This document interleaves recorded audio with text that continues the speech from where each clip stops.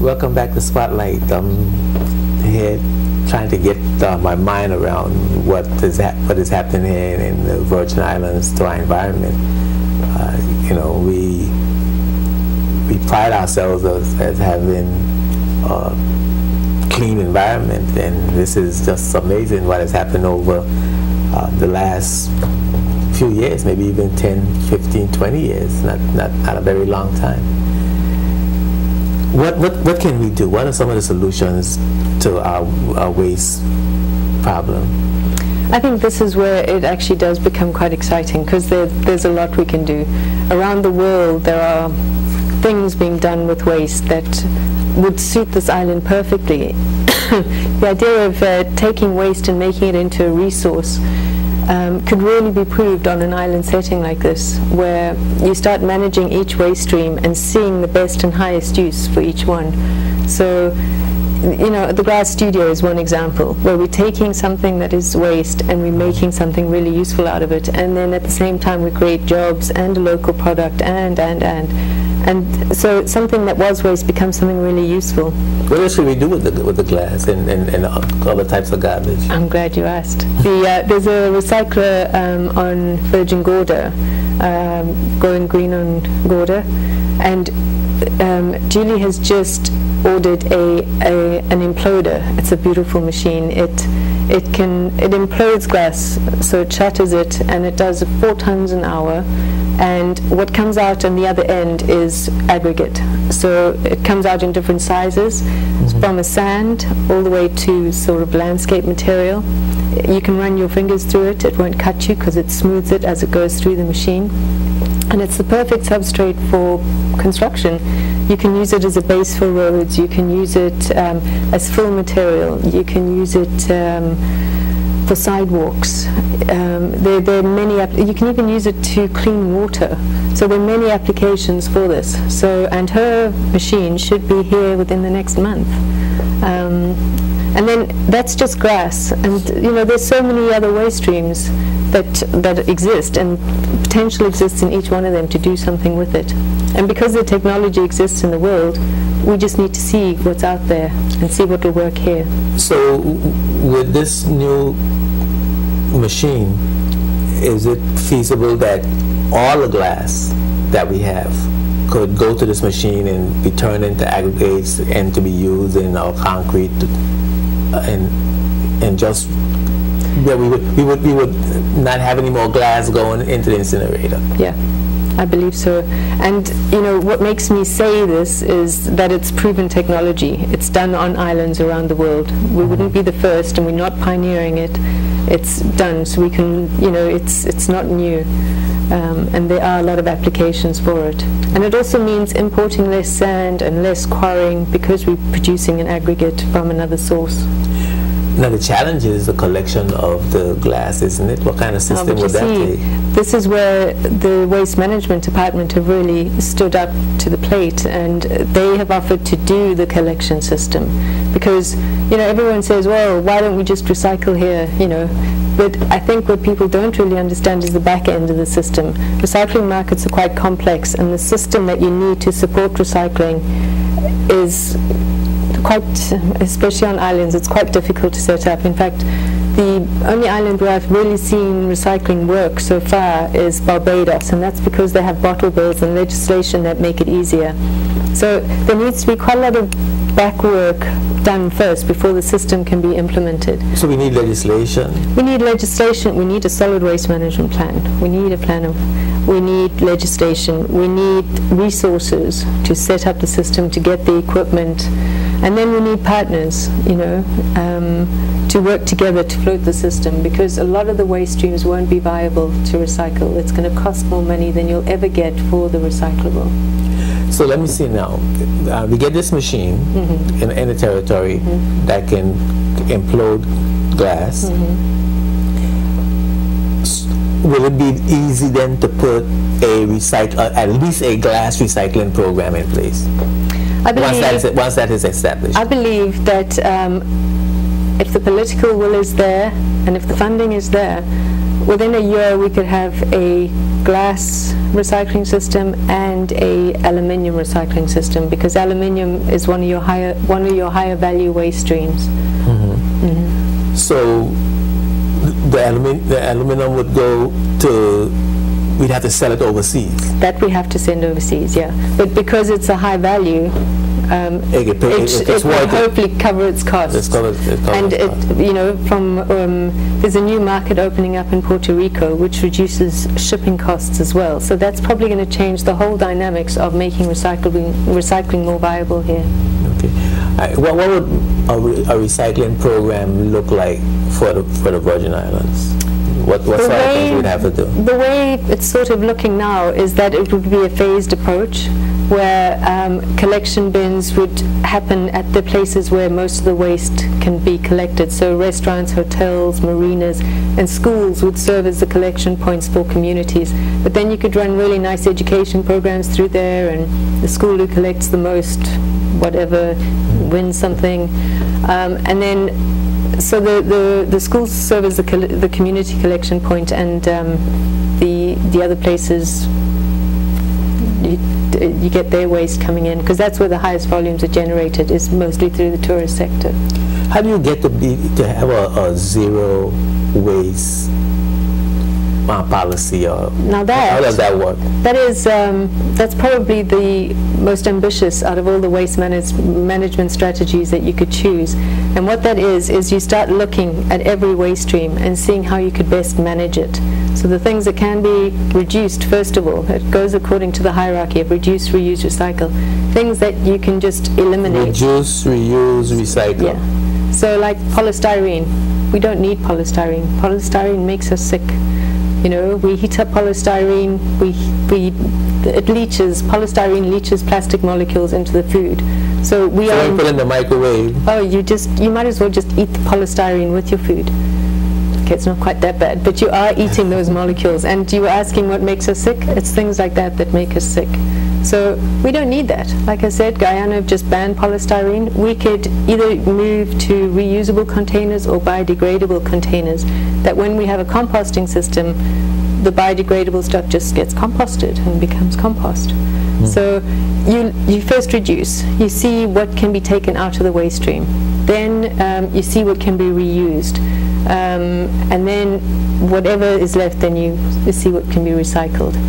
I know last time you were here, you talked about a lot of different types of uses for reusable materials. Construction materials for one of them. Could you take us briefly through some of those things that can be reused and what they can be reused for? Construction materials can be used as more aggregate. Tires can be used for basketball courts. There are many ways to reuse what we have. I'm just trying to... composting is a reuse option. Some call it a recycling option. But there you're taking organic and food waste, which is one of the highest waste streams. It's about 30 to 40% of the waste stream. And there you make either compost or energy. And you mean things like peels and skins? Peels and skins, any food waste. Anything that's plant-based. What about meat-based? Or meat-based, organic, yeah. So the flesh and... It depends what composting system you use. Okay. If you're using a back composting system in your home, then you can't put meat in there because it will just attract vermin. But if you're using an industrial in-vessel composting system, which would be great here on Tortola, you put that in there, and then you could use that as a fuel source for energy. Now, I know you talked about the construction material, and which was interesting to me because I could have used plywood and 2x4 and not have to spend all that money for the new ones. talk to us a little bit about how would that work? It's a future project that we'd love to run if we get the funding. It's a concept called Beehive, which is, instead of throwing something away, you realize that someone else may want this. So you have a big warehouse where some things are sorted and where things are fixed as well. If you have a fridge that is broken, you train people how to fix things, microwaves, whatever, all the white goods, all the electronic goods. You have place. It's just it's a reframing of, instead of throwing it away, someone else will need it. So because there are a lot of hair dryers, a lot of toasters, things, stuff that could be fixed, and you just dumped it. It's really interesting to speak to some of the guys at Pockwood Pond to find out what people do throw away sometimes. It's amazing. Yeah, I thought that would be a good business. I see a lot of people have little gadgets, but I have little gadgets in my home that I would love to fix, but I don't know who to take them to fix. But that would be a great training potential, don't you think? You train some young kids how to fix things? Yeah, it would be a great training potential, a great skill development, and a great business. Yeah. I think it would be a fantastic business. So a lot of things that you need. I remember one day the microwave went bad, and I was getting ready to go buy a new microwave. And mine said, well, let me take it to the radio doctor and see what he can do with it. And it turned out that it had a lizard got in the back. A lizard got in the back of the microwave and shorted it out. It got electrocuted. And that's all it needed was to be cleaned out and the connection be done. And now, how many people would have thrown it out? Well, I almost did. So I can imagine many people would have thrown it out and just figured out something was no good, and then you get a new one. And that really tipped me off that a lot of things that I think are no good. That I even started going in the back of things and start looking to see if I could fix it myself. But I think that would be an excellent skill to develop in our young people, and an excellent business, because the way things cost now, you certainly could use somebody who could repair your stuff. So it's just that reframing. What was once considered waste could just open up whole new businesses and industries and training, and we can do that here. That's the potential. I'm afraid to ask you about our water supply.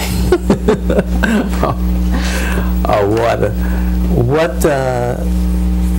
I mean, it's really dry. I mean, can we get some water? You know anybody that could send us some rain? There were some clouds threatening this afternoon. But now water,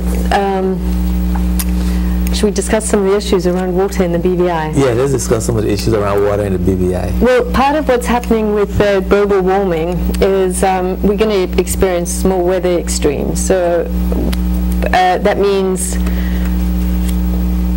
droughts, floods, more hurricanes that are more intense.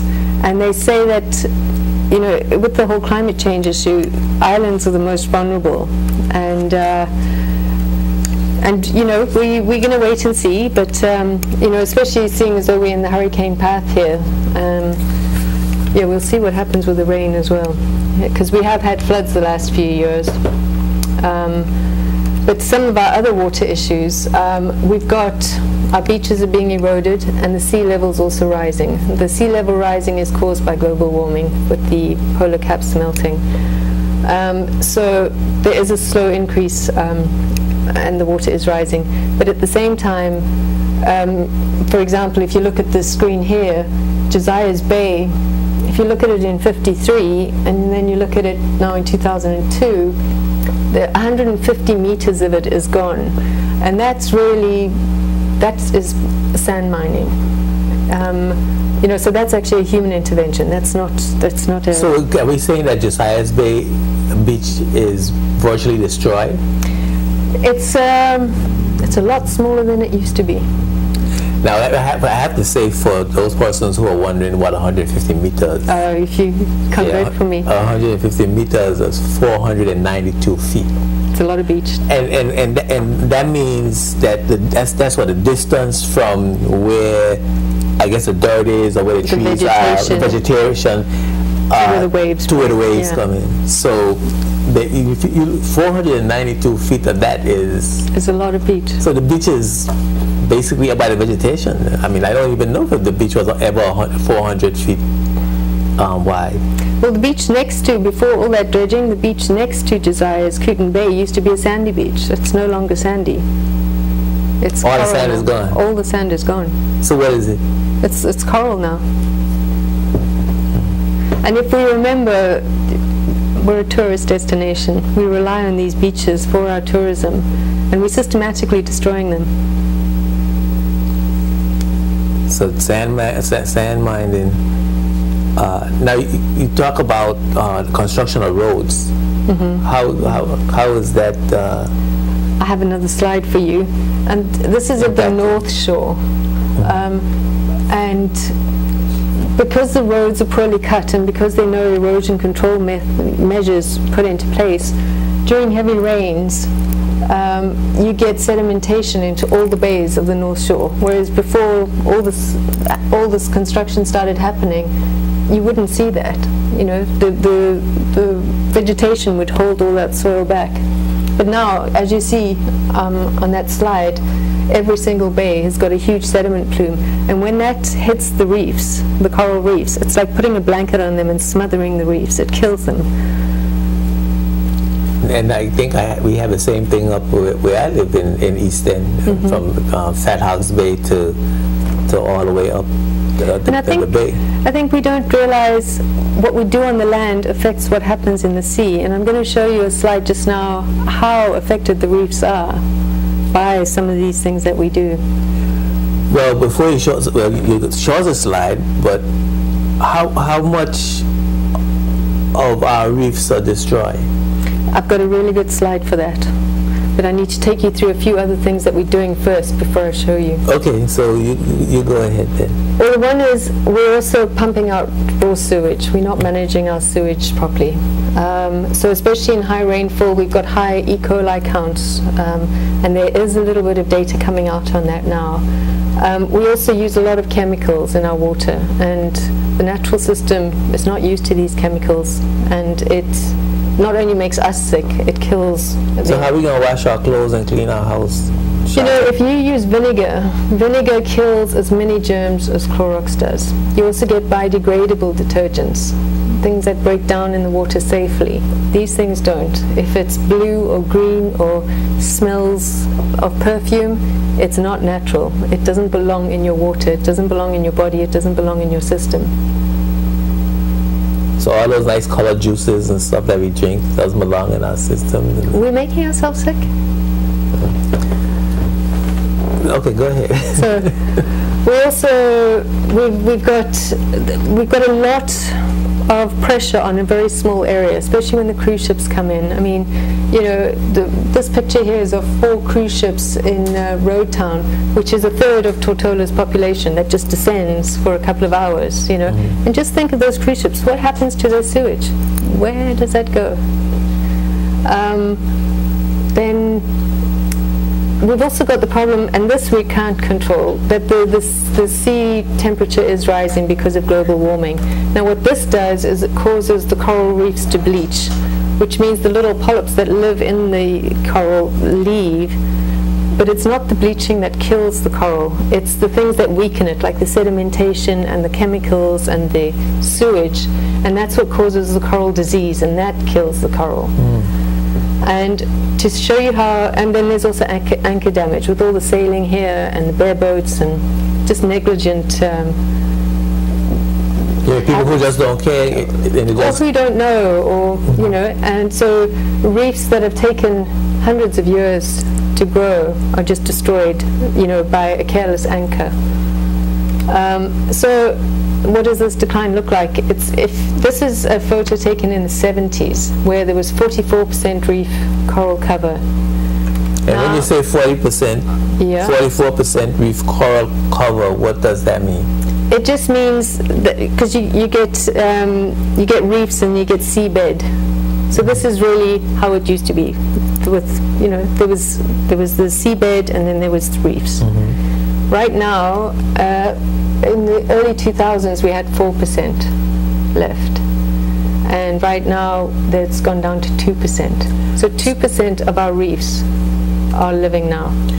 So we've lost 98% of our reefs. We're killing our reefs. Wait. That's not what I asked if we're killing our reefs. We have already lost 98% of our reefs. That can't be true. It is true. I'm very sad to say. And then remember, these reefs are where the fish breed. These reefs are also what keeps the beaches alive. So the beaches are going to deteriorate and erode because the coral is not producing more sand. And we're not getting any fish to eat. If we look at the fish, we're in 60% decline of our fish species. We overfishing, we're catching them too young, we're destroying their habitats. These are systems that we need to survive. And the beautiful thing about these, if we start looking after these things, they regenerate. But we have to start looking after them. And we have been doing some things. I know the Conservation of Fisheries, particularly under Bertrand Letsom, initiated fishing way, seasonal fishing. Mm-hmm. So that's a good thing. Absolutely. And if those things are adhered to and respected, and we start looking after it, like I said, then they regenerate quickly. Well, can we regenerate reefs? Yes. So what do we have to do to regenerate reefs? You can replant coral. First of all, you've got to stop the bleeding. You've got to stop the sources of pollution. You've got to stop the erosion going into the bays. You've got to stop the chemical loads going in, the sewage loads, the poor sailing or the anchor damage. You have to start minimizing all of those stresses that the coral reefs have. Then at the same time, you need to start doing restoration work where you replant corals. And there are many techniques and ways to do that. Yeah, but tourists come, they want to go sailing, they want to anchor, and they want to go diving and bathing and just having a good time in the water. How are you going to, where are they going to anchor? Well, this is where National Parks Trust come in with their mooring systems, and there would be where you have a good mooring system and where you have a good education and awareness system, and so people are aware of the reefs and what to do and what not to do. So you put moorings in all the places where people will want to go and visit and hang out and bathe and swim and that sort of thing. And instead of the boats throwing an anchor overboard, they'll just catch a mooring and tie the boat to it. Those will be well planted on the bottom of the sea and in a controlled way, in a controlled environment that is monitored, is not impacting the reefs. So we need to start doing that. You have a conch up on the screen. Yes. And this is an example. We think, I don't think as a species we're quite aware of the impact that we are having on the environment. But this is a small example of one chemical that we have, and it's called tributyl tin, and it's TBT, and it's found in the antifoul that is used on boats. TBT has been banned in most countries in the world, but it's legal here. In fact, you can get a 70% proof mixture of the stuff to make it stronger for you. But what it's doing is it's mutating the conch, and there's actually a study that was done by Cassandra O'Neill at the community college on the impact that TBT is having on the conch. And what it is doing is it's making females into males. So we're not going to be having any conch reproducing, no more conch families. You should get Cassandra on your show to talk about her study, because I think it would be really interesting for people to understand how one chemical that we know of is affecting something so important in our system. Well, if it's affecting conchs, there's no standard reason to be affecting things like wilks as well. And remember, this is just one chemical. And we produce thousands of chemicals every day that don't belong in our system. We're going to take a break. We have to take a break. This is too much information for one segment. So we're going to have to take a break to catch ourselves from all this devastating news. And when we come back, we're going to talk a little bit more about our nesting turtles and the impact the environment, what we're doing is having on them. And then we talk some about the solutions for restoring the reefs and managing the sewage and the roads and the biodegradable materials and all that kind of stuff. We're going to talk some more about that and what can be done to help us to go in that direction when we come back. And then we're going to start talking about our energy. For the last half an hour, we're going to open the phones. And if you want to call us, the number's going to come up on the screen. If you want to ask a question or make a contribution to the discussion, we'll be happy to hear from you. Keep it locked right here to Spotlight. We'll be right back.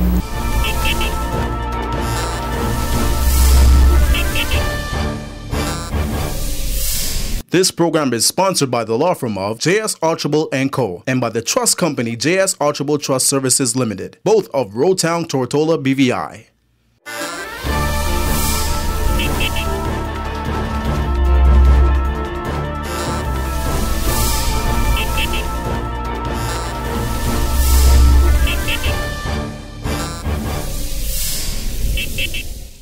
Welcome back to Spotlight. I'm Edgy Wink. I'm here with Charlotte McDevitt of Go Green VI, and I would say we're having a fascinating discussion, except it's more just distressing than fascinating about the state of our environment and some of the things that we've been doing to cause our environment to deteriorate and degrade to the point that it has, where we are now learning that 98% of our coral reefs have been destroyed, and of course that presents tremendous challenges for us in terms of fish production. We love fish.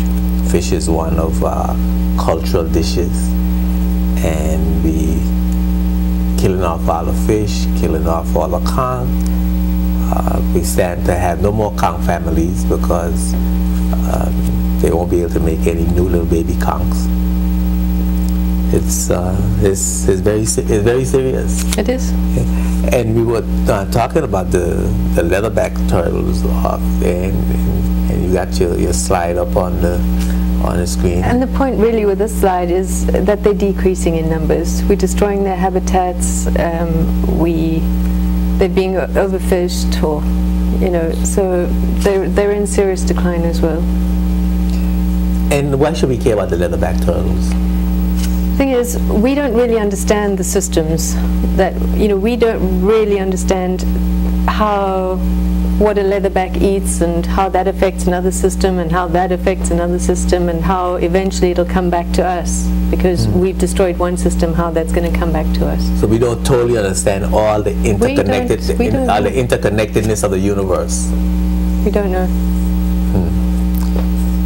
So it's time for us to start restoring our planting coral reefs and not dumping our sewage in the ocean, building the roads properly, and regenerating new fish life. And also not putting development into breeding areas for fish. Not putting we have a temporary stay of execution of Hans Creek. We don't know how long that's going to hold. But what's the percentage there? 80% of the fish in the BVI are spawned in Hans Creek? Yeah, and I understand from Bart again that fish come from as far as Canada and South America.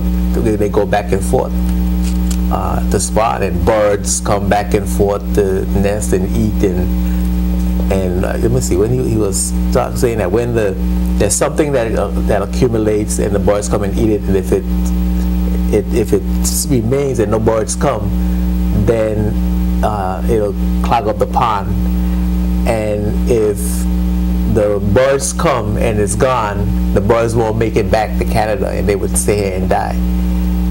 It's just amazing. You don't think about those how the systems all work. How the systems all work. So, but I think the point is that we must do everything in our power to look after these systems, that in turn look after us.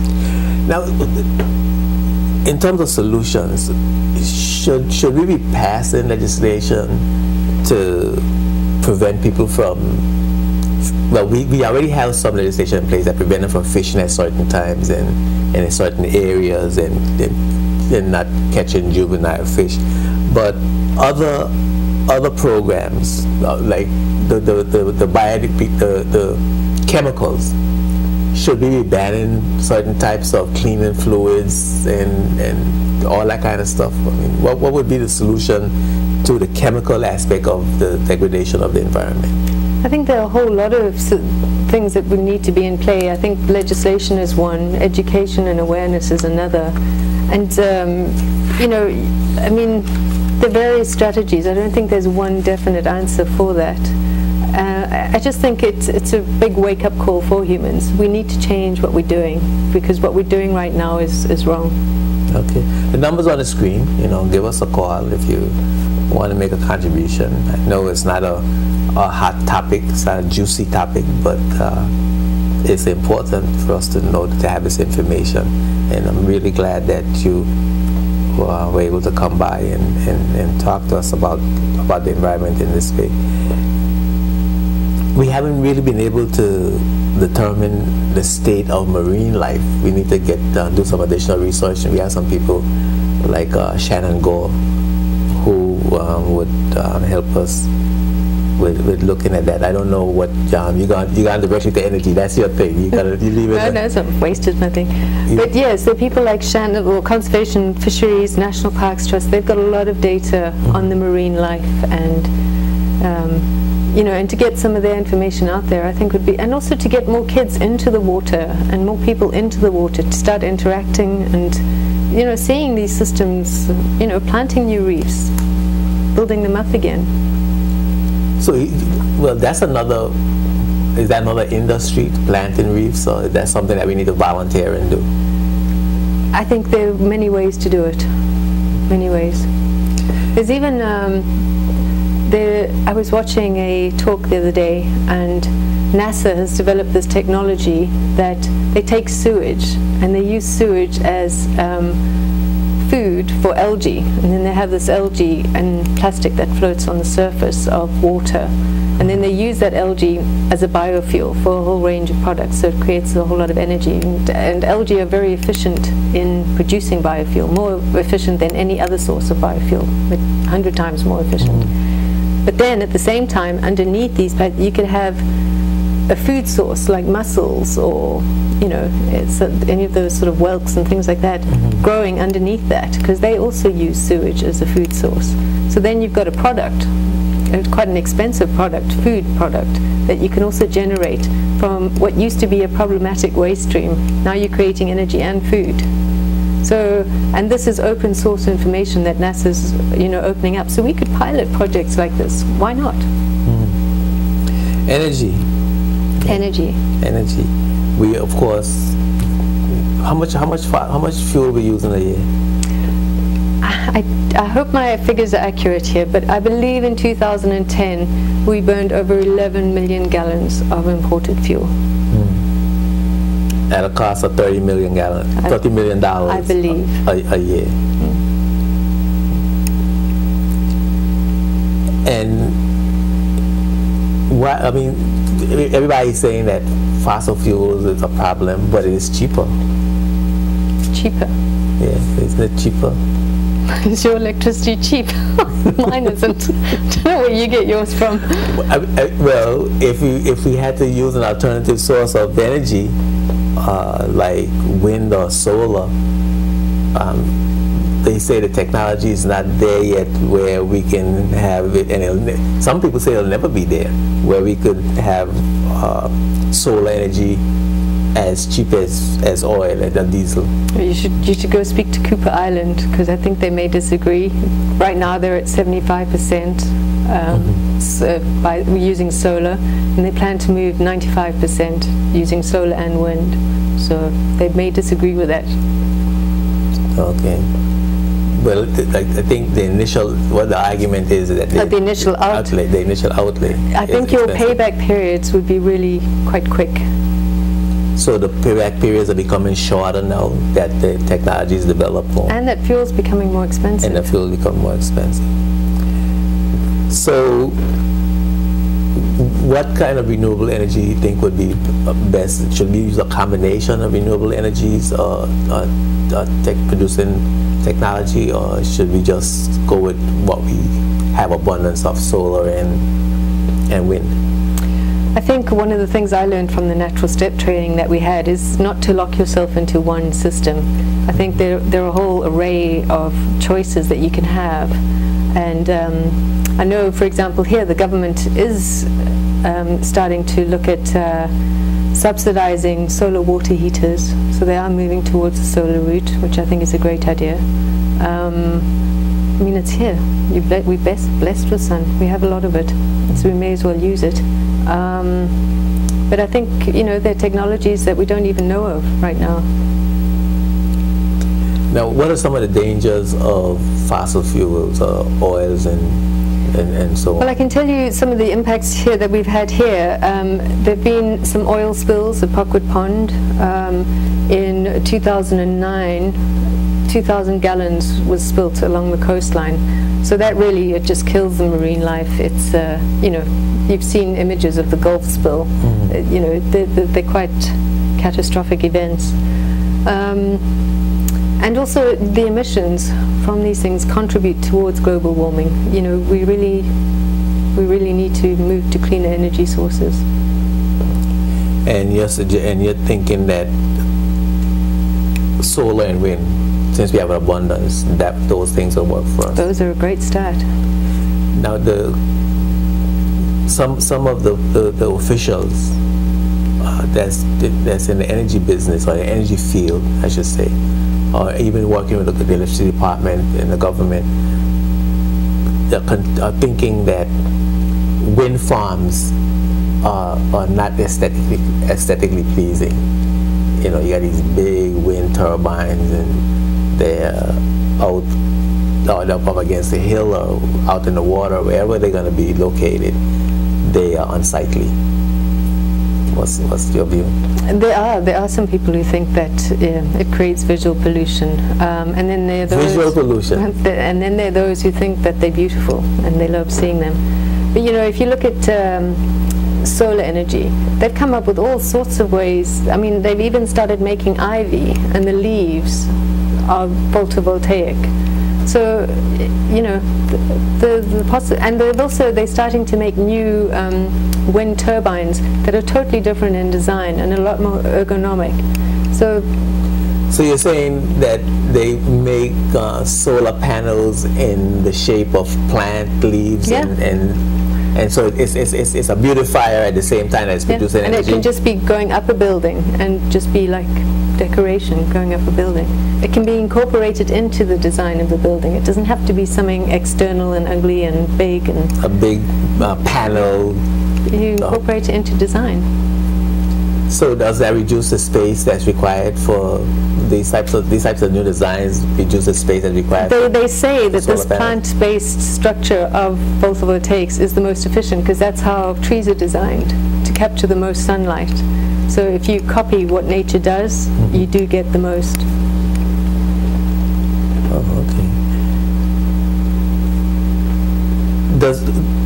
Does our energy system that would be of solar energy, do we have to have that centralized, like, you know, how we have the plants in Parkwood Pond, and the plant in Longbush, and a plant in Virgin Gorda, and the one in Anegada? Do we have to have plants that are centrally located, like Rotown supplying the whole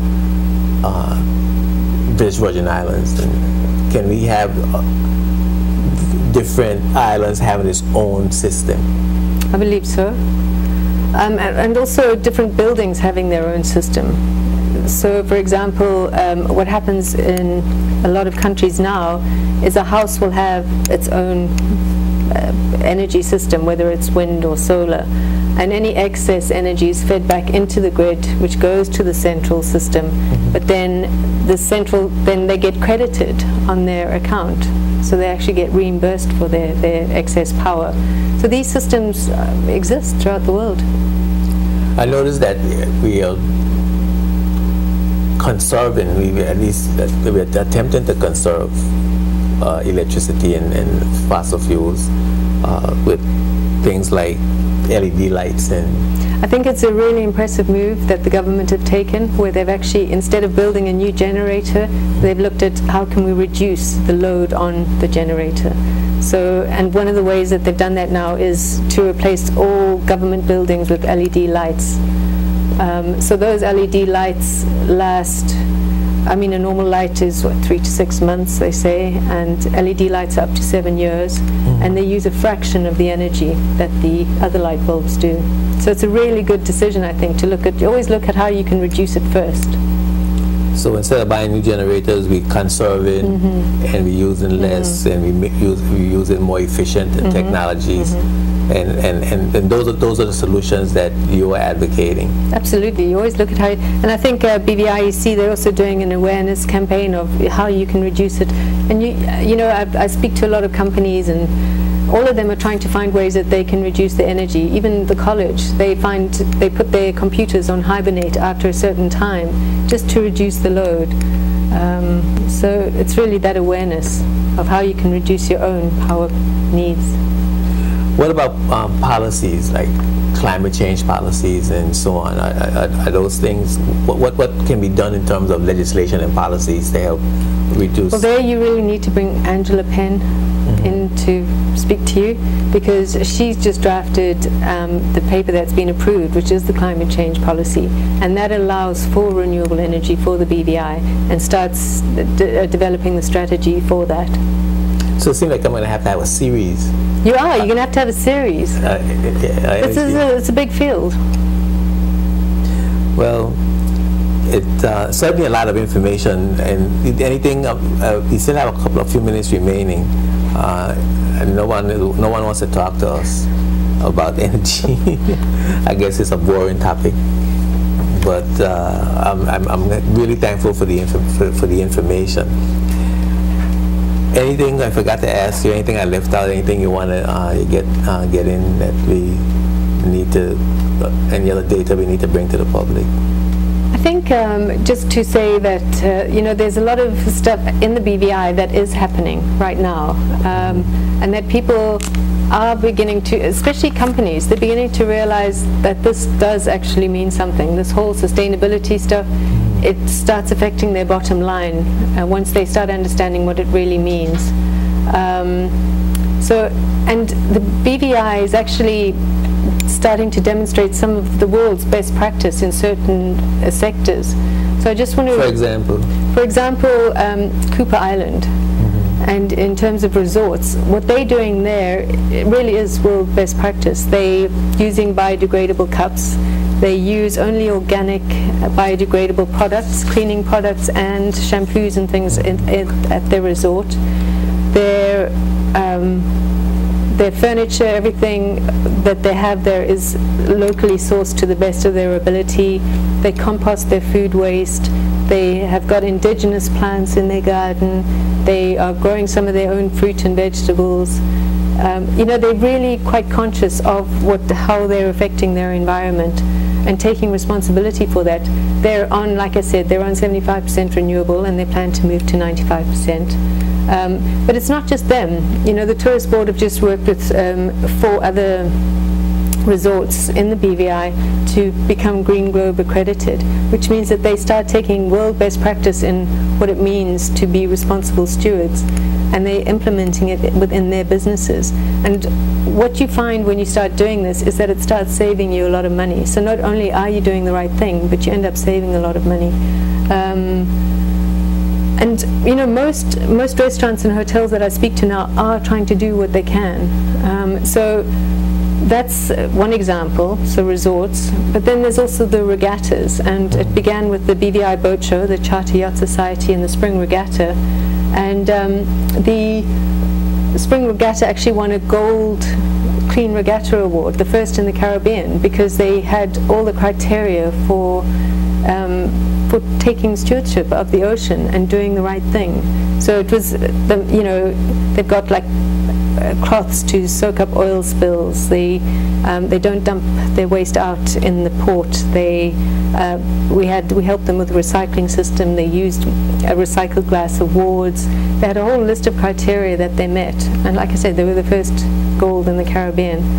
And now Moorings Interline is doing that too. So I think we're doing really well there. The college is also doing a lot of things. We've got a solar pilot project going there, and there they're starting to train the young people on renewable energies and technologies and how they work and how to maintain them, and it's important, you know.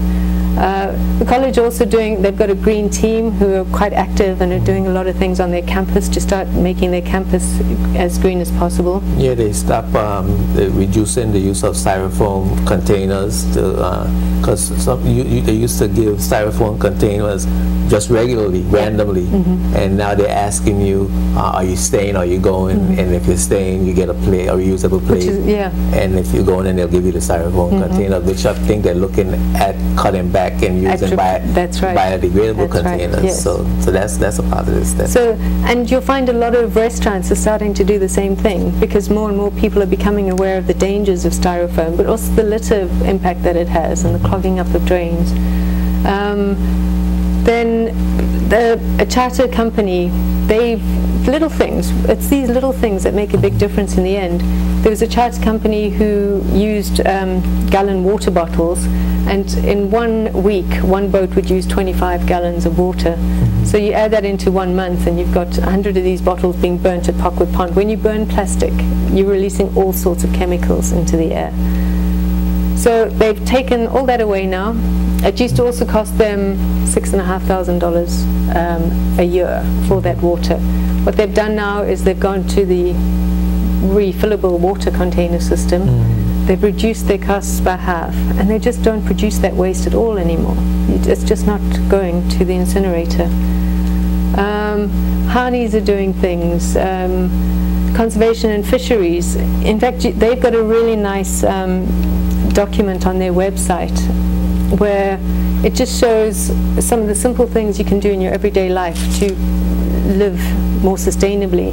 And there's a whole list of businesses and government departments who have made a pledge on what they're going to do to make this place more sustainable.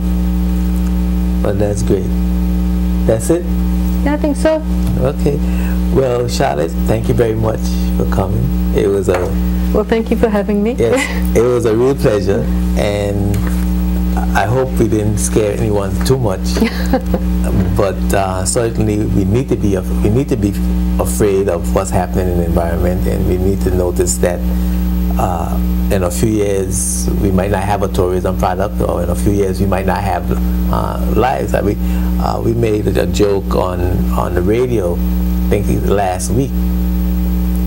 We imagine people walking around the street with little tanks on their back, little small tanks on their back filled with air, and you'd have to stop into a station to get a refill of air, you know, with your mask. And then poor people who can't afford to buy any air would just die. You know, I mean, it was a joke, but it's kind of scary to think of it, you know.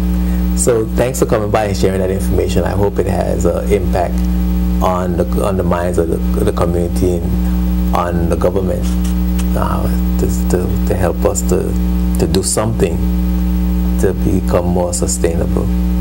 So it's always good to have you. And I'm going to get Miss O'Neill, I'm going to get Shannon and Miss Penn, and we're going to do a series of information concerning the environment, and we could get information on the marine life and all the insects and the lizards and all the things that we don't know where they fit in to the environment. All we know is we keep disturbing them and keep moving them out of the way and building things, and the next thing you know, the impact is irreparable. So we're going to have to take a serious look at that. Thanks again. Thanks for having me. Yes. Next week, the spotlight is going to be on the Agape Total Life Center. We're moving from the environment to social issues. I mean, I don't know, it seems like it's one problem after the other. But the Agape Total Life Center is getting involved with the Gender Affairs Department and going to be talking about prevention of domestic violence, making us aware of what can be done to prevent and to stem the tide of domestic violence. Seems like it's a growing challenge in our community. Every day we hear about more and more incidences of domestic violence in the courts. What the church's role is in stemming the tide of not only domestic violence but social ills generally. I've long been talking about how the church is not pulling its weight as an institution, you know, having a dominant role in the changing of people's minds and attitudes and behavior, and how it needs to do more. Well, Agape Total Life Center appears to be stepping up to the plate, so that's going to be interesting. The role of the church, the role of the clergy, and the role of the general Christian community in stemming the tide of social ills. So be here, don't miss it. Thank you for watching. Thanks again for your criticisms, your words of encouragement, your suggestions, and continue to email me at jtvspotlight@yahoo.com. Catch up on all the spotlights on jtvlive.net. If you miss anything tonight, you can go and see it as soon as we post it up on the website, and you can get all your back spotlights and check out things, do your research, and keep up with the information coming out of that the spotlight is shining on. I'm at your anchor reminding you that when the spotlight is on, you see the facts. Peace and blessings. Spotlight is brought to you by the National Bank of the Virgin Islands, Tortola Concrete Limited, and CCT Global Communications.